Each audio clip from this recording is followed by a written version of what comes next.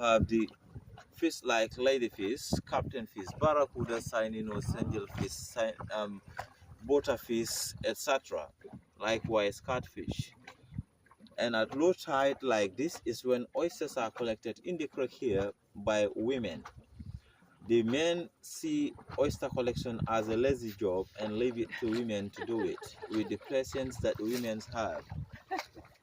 The women would come at low tide with their sizable boats, covering their hands with gloves to avoid cuts because the edges of the oysters are very sharp. They use knives for harvesting these oysters clipped on the roots of the mangrove, put in their desert canoes, and take it to the offshore line for processing. They do the processing of oysters on the offshore line in two ways. That is either boiling them in huge containers, which is the steaming process, or they put them together in a campfire form. They burn it in the fire pit. That enables them to open up the shells of the oysters and collect the flesh of the oyster. The flesh of the oyster are of two sizes.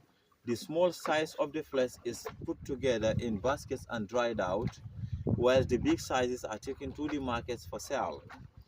Those dried out would be used in the rainy season, as in the rainy season oysters are not collected.